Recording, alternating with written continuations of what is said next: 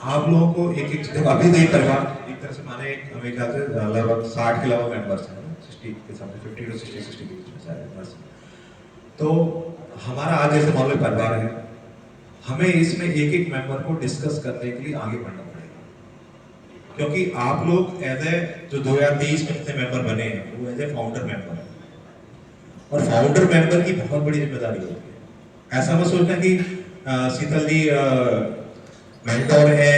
या वंशिका जी founder president है या फाउंडर सेक्रेटरी प्रियंका जी हैं, इनकी जिम्मेदारी है बस ये हमेशा एक बार बन के नहीं चलाते रहेंगे, क्योंकि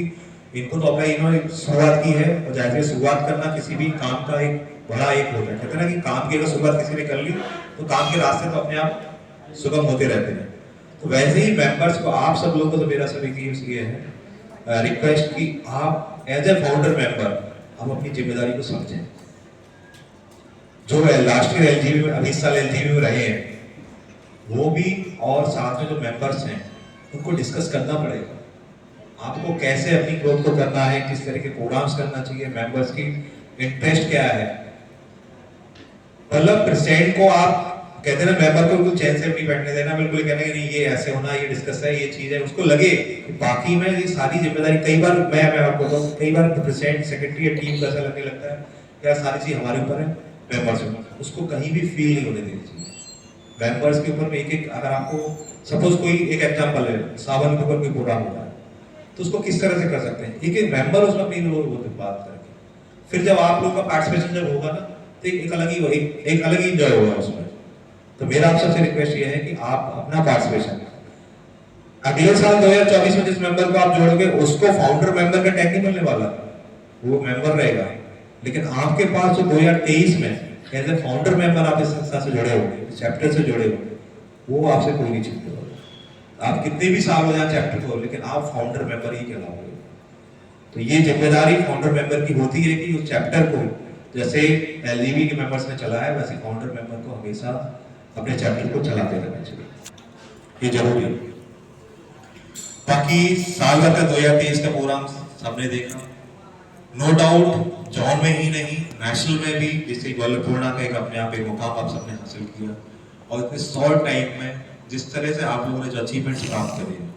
जैसे अभी जेटडब्ल्यूएस की बात हो रही थी, हमारे ऐसे दोनों पार्टिसिपेशन का और दोनों ही जेटडब्ल्यूएस में सिलेक्ट हो करा है, जोरदार तालियां दोनों के लिए चाहूँगा। और अगले साल जब नेशनल एक्टिविटीज जब हो तो ये लोग उसमें पार्टिसिपेट करें, और उसमें भी दोनों सिलेक्ट हो गए हैं। दोनों का फील्ड अच्छा है ट्रेनिंग, क्योंकि आप सब लोग जानते हो, और हम लोग चाहेंगे कि इस साल भी आप लोगों में से कोई ना कोई स्पीच क्राफ्ट या जेटडब्ल्यूएस का पार्टिसिपेशन उसमें करें, क्योंकि ये कम टूटना नहीं चाहिए, ये हमेशा, क्योंकि हमारा जैसे ही जो है हमेशा कुछ ना कुछ हमें सिखाता रहता है। आप कभी भी दिमाग में ये हेजिटेशन लाएं, क्योंकि आप हो सकता है आप में से कई लोग दूसरे संस्थाओं में भी मेंबर हैं, लेकिन सीखने का जो प्लेटफॉर्म है तो जैसे ही के अलावा कहीं नहीं मिलेगा। आप कितनी भी गलती कर लो, आप आपका घर है, और लेकिन मैं आपको गारंटी से देता हूँ जेसी मेंबर जब किसी दूसरी संस्था में जब अपने आप को जब रिफ्लेक्ट करता है, चाहे लॉयंस हो, चाहे रोटरी हो, चाहे दूसरी किसी भी समाज की संस्था हो या कोई भी एक अगली संस्था हो, वो जब वहां रिफ्लेक्ट करता है तो वो अपने आप में दिखता है, क्योंकि वो एक जेसी से सीख के आता है, वो ऐसी संस्था से आ रहा होता है जहां उसको सीखने का प्लेटफॉर्म मिलता है। आपको दूसरे किसी भी संस्था में गारंटी दे सकता हूँ कि आपको सीखने का मौका नहीं मिलेगा, वहां आप हेजिटेट ही होते रहोगे। लेकिन यहाँ पार्टिसिपेट आप तो जैसा भी आपका कैसा भी क्वेश्चन है, कुछ भी सीखना है, कुछ भी समझना है,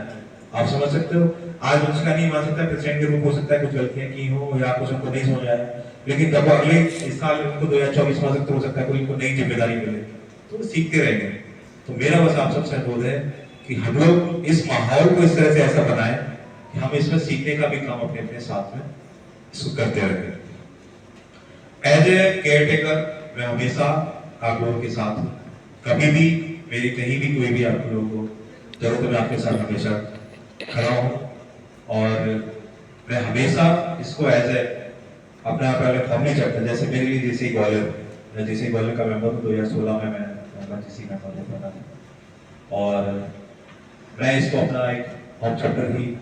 मानता हूँ। और थैंक यू, आपने मुझे मौका दिया कि एज ए केयरटेकर मैं आप सब लोगों के साथ में एज ए मेंबर आप सब